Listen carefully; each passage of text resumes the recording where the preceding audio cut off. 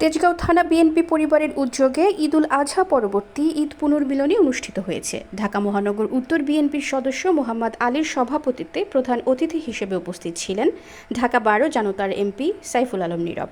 এছাড়া উপস্থিত ছিলেন ফখরুল ইসলাম রবিন, সহ সভাপতি স্বেচ্ছাসেবক দল কেন্দ্রীয় নির্বাহী কমিটি।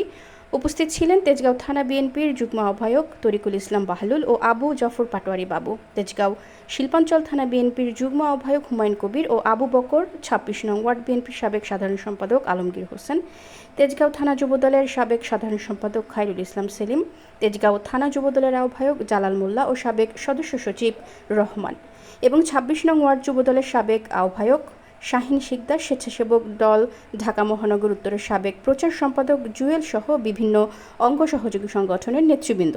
এ সময় নেতারা বলেন, সামনে ফেব্রুয়ারিতে যে নির্বাচন অনুষ্ঠিত হতে যাচ্ছে সকলকে ঐক্যবদ্ধ হয়ে বিএনপিকে শক্তিশালী করতে হবে, সকল ষড়যন্ত্র রুখে দিতে হবে। তারেক রহমানের নেতৃত্বে রাজপথে সংগ্রাম করে এই ফ্যাসিস্ট সরকারের পতন ঘটিয়েছে। ডক্টর ইউনূস সাহেবের নেতৃত্বে একটি কেয়ারটেকার সরকার প্রতিষ্ঠিত হয়েছে। দেখেছে গতকালকে স্বরাজ্য উদ্যানে একটি সমাবেশ হয়েছে, যে পার্টির উদ্যোগে সমাবেশ হয়েছে।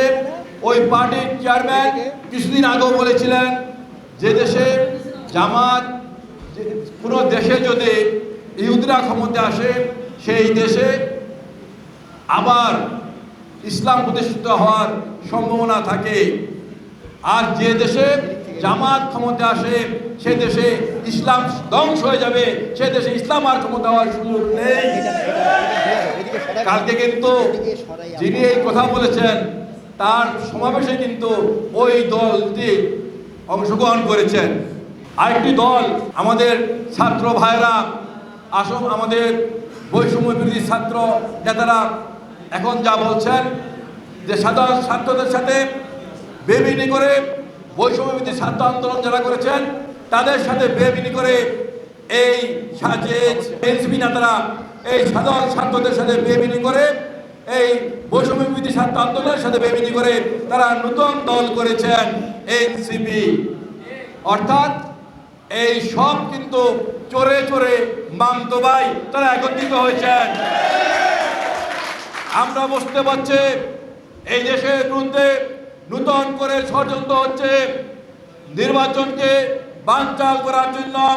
বাংলাদেশের মাটিতে যেন নির্বাচন না হয় এই জন্য আজকে নতুন করে এই মামতো ভাইরা যারা 71 সালে বেইমানি করেছিল, যারা এই 24 সালে এসে সাধারণ ছাত্রদের সাথে বেইমানি করেছে, তাকে সব বেইমানরা একত্র হয়ে বাংলাদেশের জনগণের সাথে বেইমানি করার জন্য নতুন করে চক্রান্ত করছে, ষড়যন্ত্র করছে। আজকে আমাদের বুঝতে হবে, আমাদের নেতা তারেক রহমান বলেছেন আমরা বিএনপি ক্ষমতা যাওয়ার জন্য আমরা নির্বাচন চাচ্ছি না, আমরা নির্বাচন চাচ্ছে জনগণের ভোটের অধিকার প্রতিষ্ঠার জন্য। জনগণ যাকে ভোট দিবে সেই সরকার গঠন করবে। জনগণ যদি অন্য কোনো দলকে ভোট দেয় তারা সরকার গঠন করবে, আর যদি জনগণ বিএনপিকে ভোট দেয় বিএনপি সরকার গঠন করবে। তাতে আমাদের কোনো আপত্তি নেই। আপনারা দ্রুত যে সকল সংস্কার প্রয়োজন সেগুলো সম্পন্ন করে ডিসেম্বরের মধ্যে নির্বাচন দিন। আমাদের নেতা তারেক রহমান পরিষ্কারভাবে বলেছেন। আমাদের নেতা তারেক রহমানের সাথে প্রধান উপদেষ্টা ডক্টর ইউনূসের সাথে কথা হয়েছে, মিটিং হয়েছে। ডক্টর ইউনূস সাহেব বলেছেন ফেব্রুয়ারির মধ্যে নির্বাচন দিবেন, আমরা স্বাগত জানাচ্ছি। কিন্তু আজকে নতুন করে দেখতে পাচ্ছে ওই যে চোরে চোরে মামতো ভাই যারা নির্বাচনে করলে তারা তাদের জামানত বাজেয়াপ্ত হয়ে যাবে, তারা এক হয়ে গিয়েছে।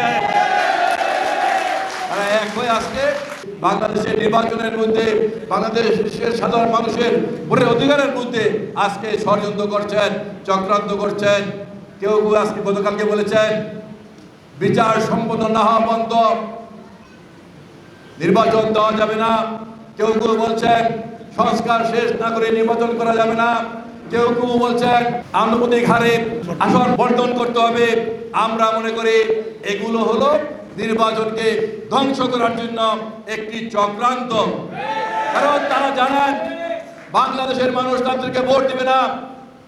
এই দুইটি দল, এই যারা কুসুম কথা বলেছেন, তারা দুইটি কিন্তু অনেক আগে অনেকবার নির্বাচন করেছেন।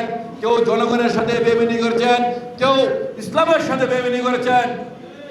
আর একটি দল নতুন করে গত বছর জুলাই আগস্টের সাধারণ ছাত্রদের রক্তের সাথে বেইমানি করেছেন। এই সব বেইমানরা একত্রিত হয়ে আজকে নতুন করে চক্রান্ত ষড়যন্ত্র শুরু করেছে।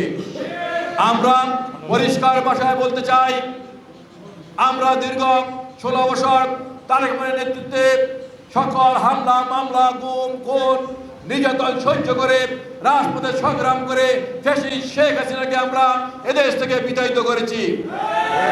বাংলাদেশের মাটিতে আবার নতুন করে কোন ফ্যাসিস্ট যদি তৈরি হইতে চায়, আমরা তারেক রহমানের নেতৃত্বে আবারও বাংলাদেশের জনগণকে ঐক্যবদ্ধ করে এই নব্য ফ্যাসিস্টকারীদেরও এদেশ থেকে বিতাড়িত করে আমরা আমাদের অধিকার আদায় করব, সেই প্রত্যয় ব্যক্ত করে সবাইকে ঐক্যবদ্ধ থাকার আহ্বান জানিয়ে আমি আমার বক্তব্য শেষ করছি।